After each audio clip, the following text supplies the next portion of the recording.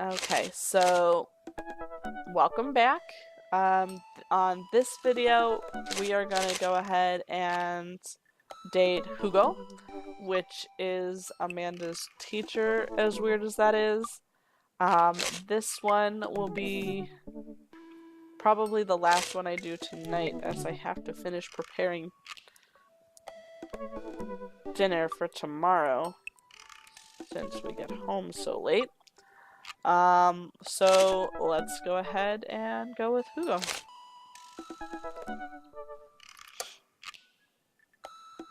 Never give up, never remember. Dad tip 60. I navigate to Hugo's dad book page and type out a message. Hey Hugo, great seeing you at the barbecue. Want to hang out sometime? A few minutes before the computer ding. Alright, I wait a few minutes before. I'm so glad you messaged me, and I definitely want to hang out sometime, but I have a favor to ask. Our class is going on a field trip to the aquarium today, and one of the chaperones called in sick. Is there any possible way you could come by and replace them? Uh-oh.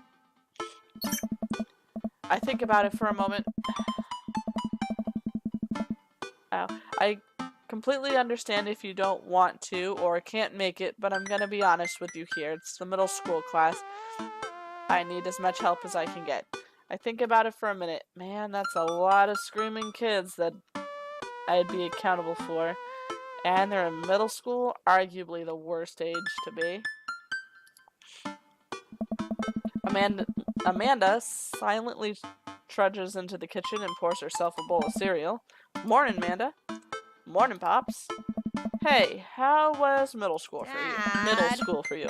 Bad, but nobody likes middle school. It's 3 years of bad acne, crying, and being generally terrible. Ugh. Everyone sucks. No self-awareness.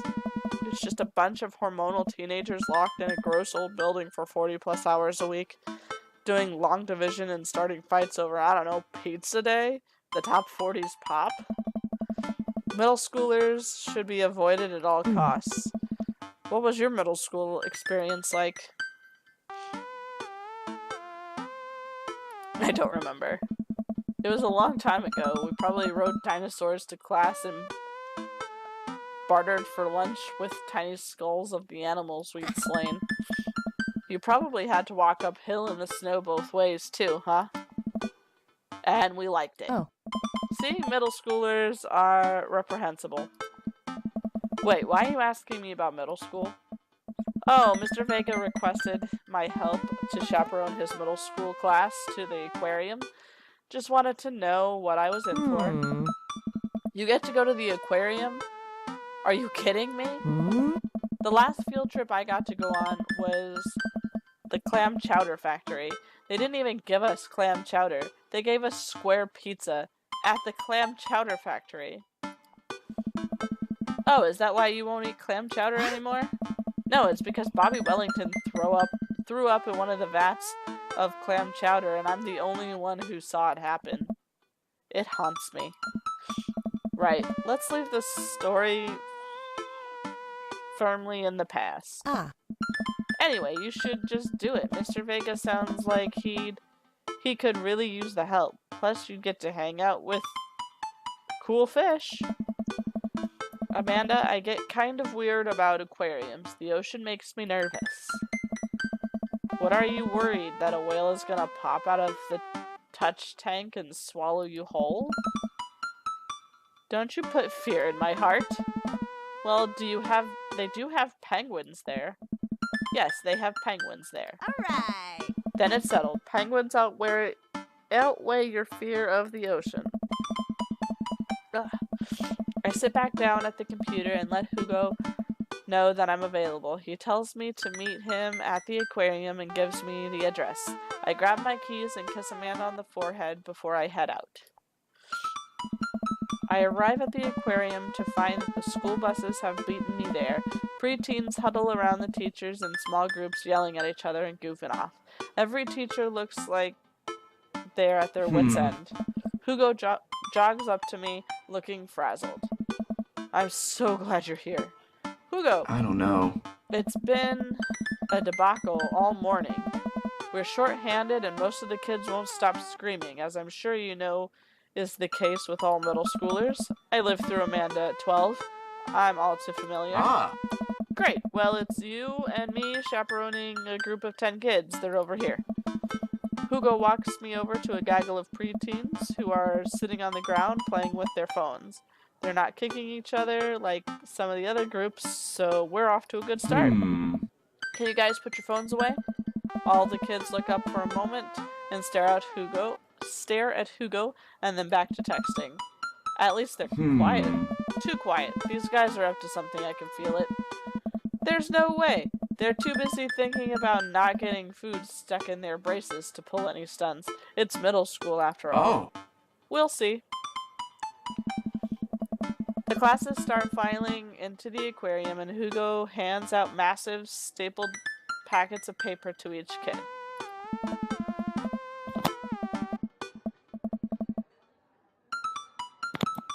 These are due at the end of the field trip. Yes, this will be for a grade. No, you can't borrow a pencil. The kids collectively groan and grab the sheets from Hugo. What's in the packet? Honestly, it's just busy work, so the teachers have a moment's reprieve. I think one of the questions asks them to sit quietly for 10 minutes and think about the Great Barrier Reef. Teacher hacks. I like that. Wait, I thought you were an English teacher. What does the aquarium have to do with books? Oh. We just did a unit on the old man in the sea. Nothing quite like introducing kids to the futile perseverance of a human spirit by making them pet stingrays. Oh. It gives us time to check out some of the exhibits as well. Come on, they have a phenomenal selection on tropical fish.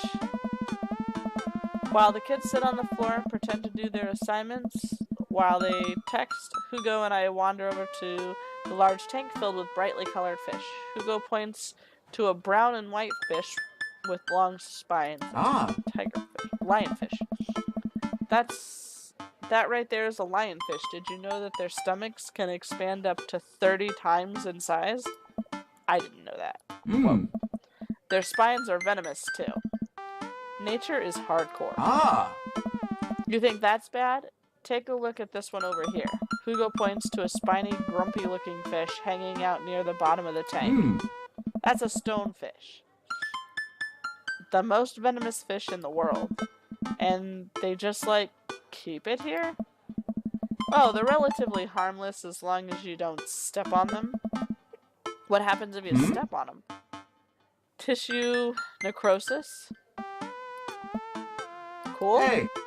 Nature is wild. Man, Hugo seems to know a lot about fish. I feel the overwhelming need to impress him.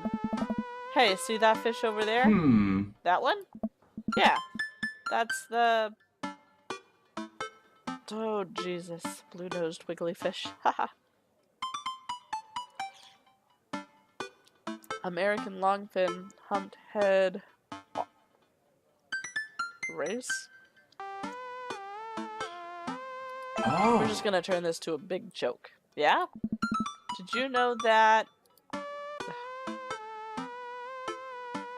paranormal fish trivia, psychiatric fish trivia, or political fish trivia?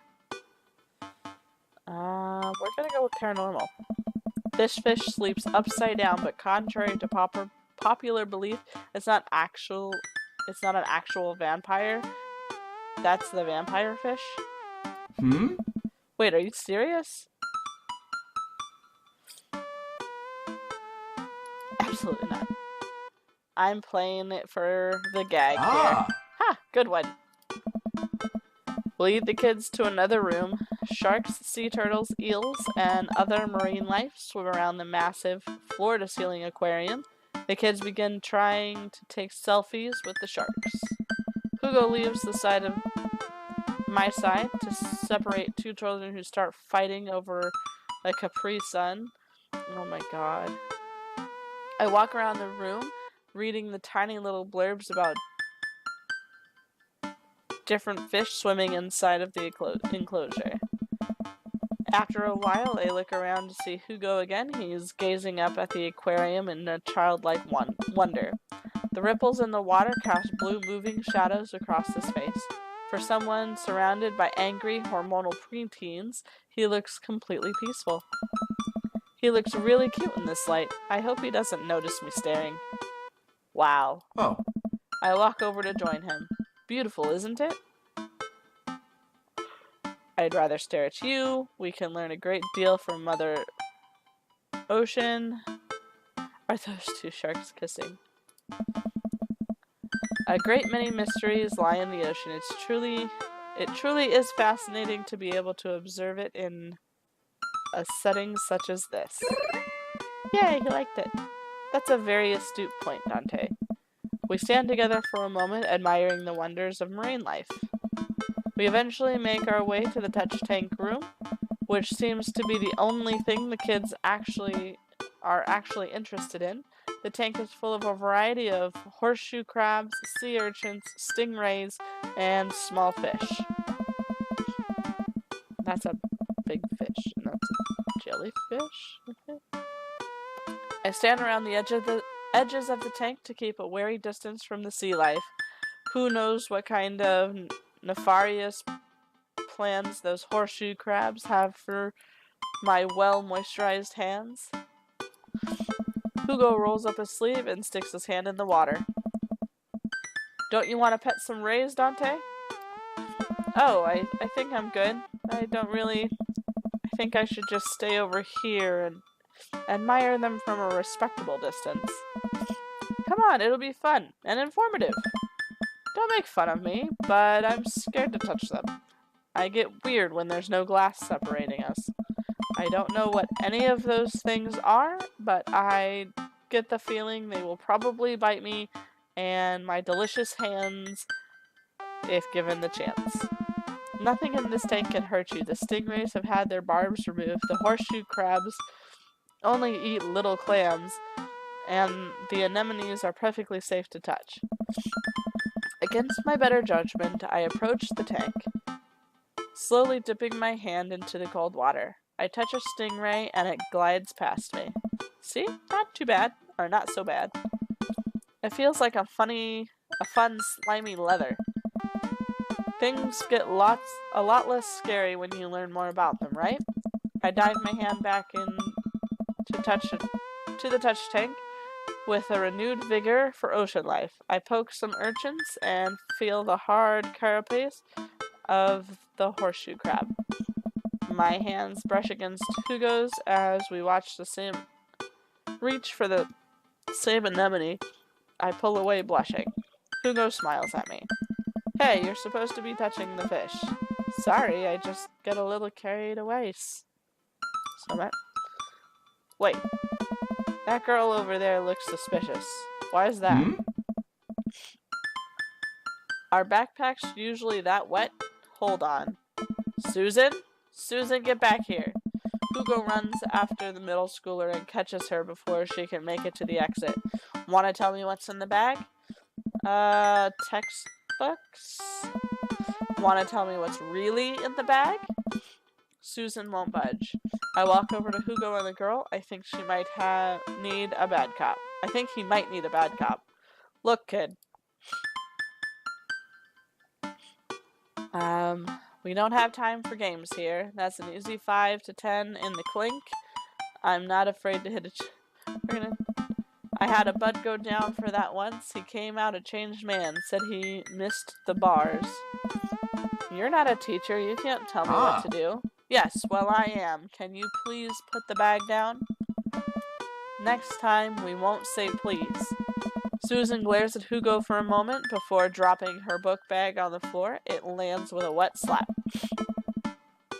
We stare at it for a moment before it starts to move. Hugo leans down and unzips the backpack. A horseshoe crab frantically scuttles out and across the floor. An employee swoops and scoops it up and places it back in the tank. She gives us a disapproving look. Jesus, Susan, what was your plan? I was trying to free him. To where? Outside? Where he's gonna die? Susan, go back to your group. We'll discuss this later. Yeah, and hands where we can see them. Susan sulks off, leaving me alone with Hugo. He gives me a pat on the Oh. shoulder. Middle schoolers have sticky hands. I doubt that's the first time that's happened here. Or the last. In the next room, we see a variety of smaller tanks. Sea urchins, tiny fish, and a rainbow of beautiful underwater plant life surrounds us. Oh. Look over here. Hugo points at some seahorses gathered at the bottom of the tank. One of them is in the middle of giving birth. Hmm. It's actually the male seahorse. Sort of takes fatherhood to a whole new level, doesn't it? Hey kids, come check this out. There's a male seahorse giving birth. A low murmur from the students. They just jump back on their phones. Fun fact, male seahorses can give birth and then get pregnant in the same day. Man, we thought we had it hard.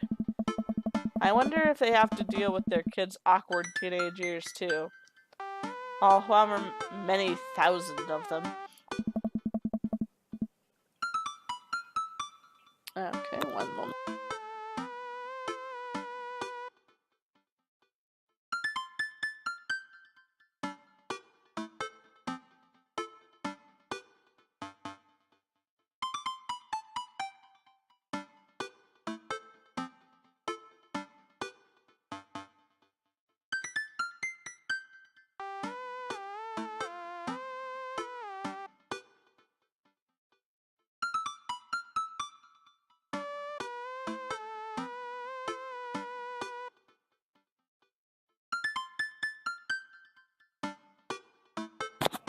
Okay, I hate those calls. Silly telemarketers. Oh, you could stay in our resort.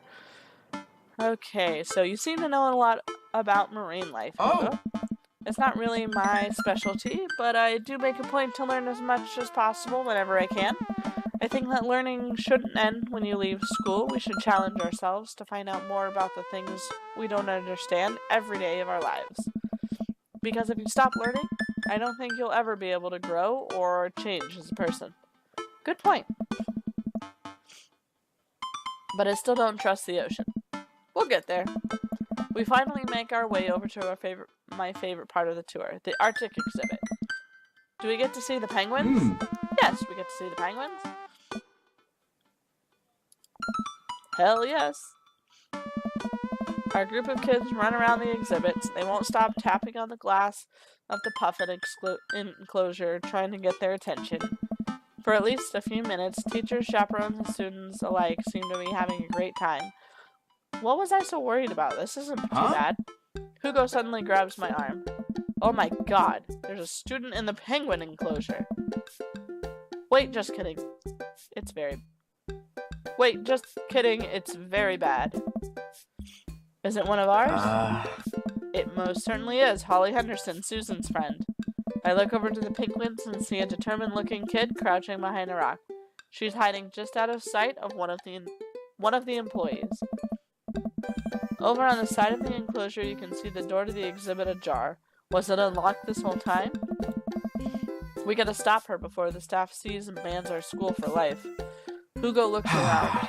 I'll create a distraction. Hugo runs toward the puffin exhibit and addresses the entire room. No. Everybody! I have an announcement. The whole room turns towards Hugo.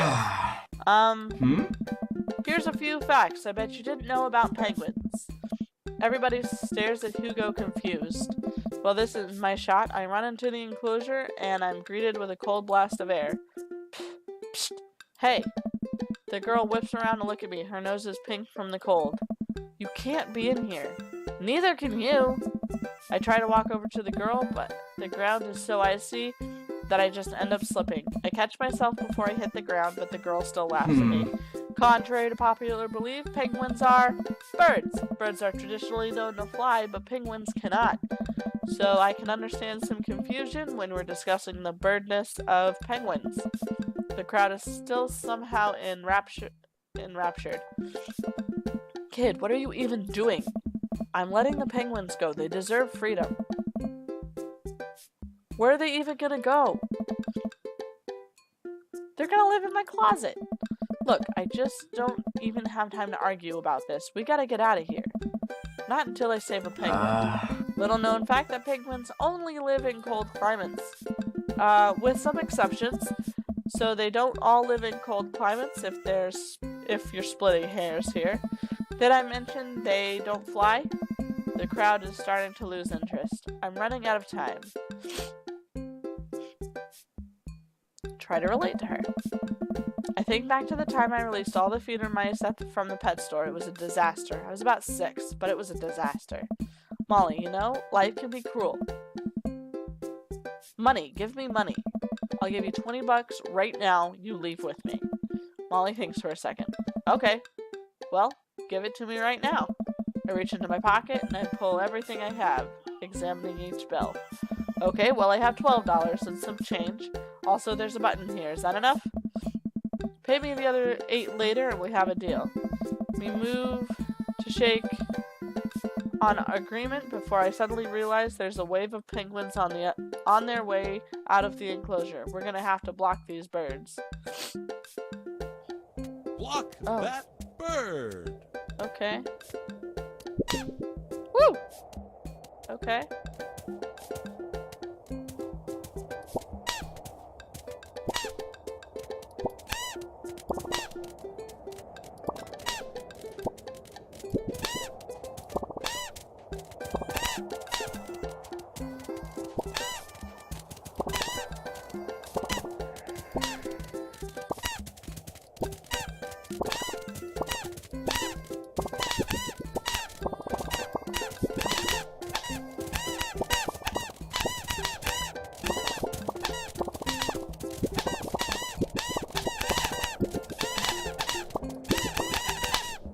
That team.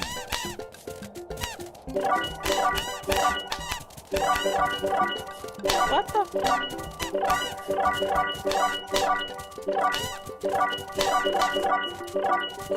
I can't.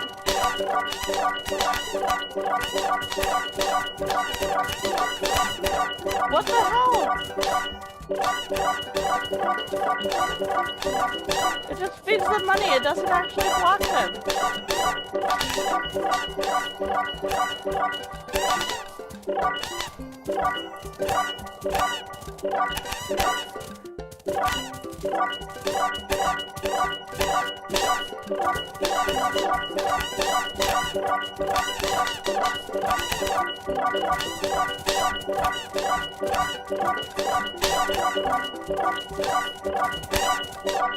Are you even supposed to be able to win this game?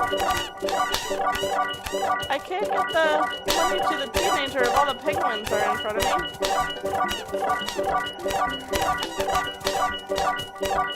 Oh, and now they're trying to fly? This is bullcrap.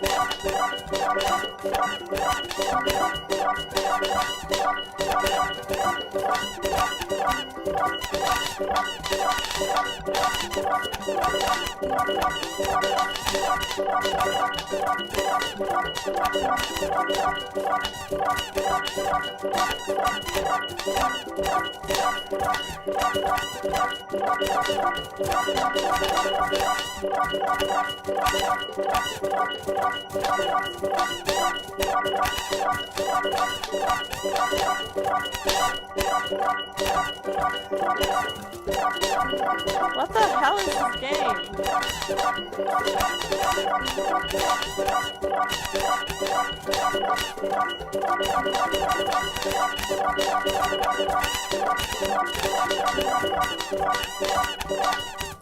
Oh, thank God.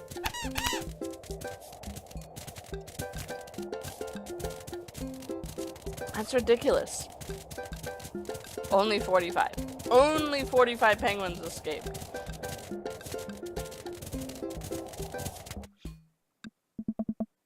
Phew, glad that's over. Just in time, too. Looks like Hugo is wrapping it up with his diversionary penguin speech.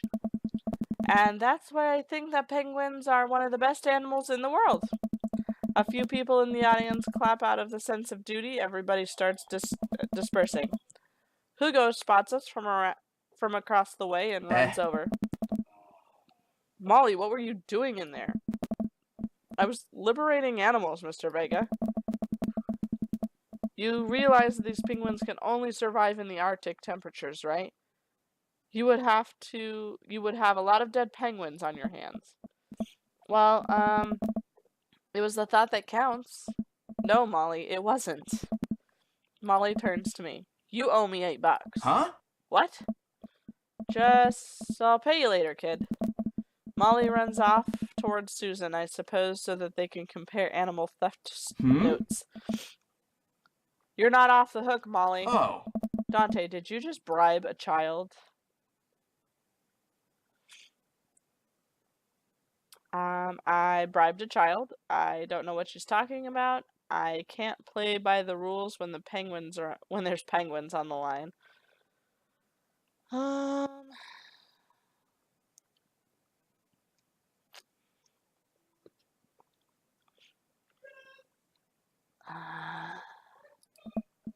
Listen, man, we've all done dark things in our lives. I'm not the young, bright-eyed youth I used to be. That person believes in a world where you wouldn't have to bribe children to save a penguin. Then me today knows different. I only wish I could go back. Let's just get through the day and get out of here. With the day finally coming to a close, the whole field trip is ushered through the gift shop, and we make our way back to the schoolhouse, our school buses. As we leave the aquarium and the kids load into the buses, Hugo pulls me aside. Hey, Dante, thank you so much for helping me out today. You're a lifesaver. It was no problem. It was actually kind of fun. Oh. Let me take you out next time and make it up to you. You like cheese boards?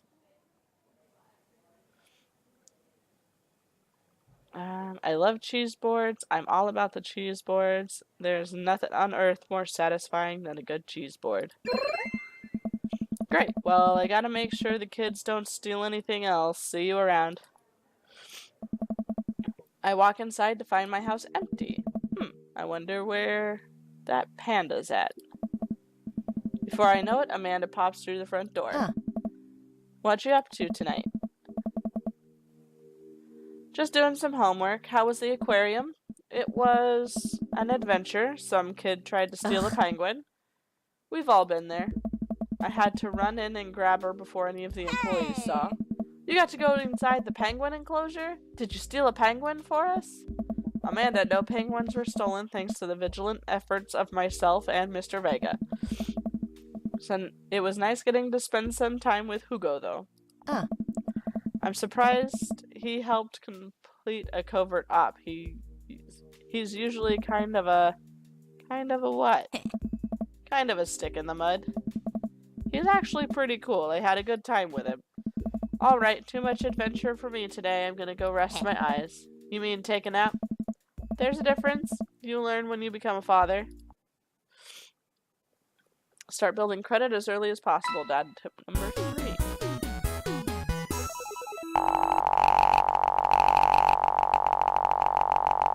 Oh, that's a pretty high score. S. I'm JK rolling with delight. Wow. So I got another S, so I have an S on 3 of the dads now. Welcome. Achievement You've progress. got dads. Asiago getter, 1 out of 3. So I've got an S on Damien, Hugo, and Robert.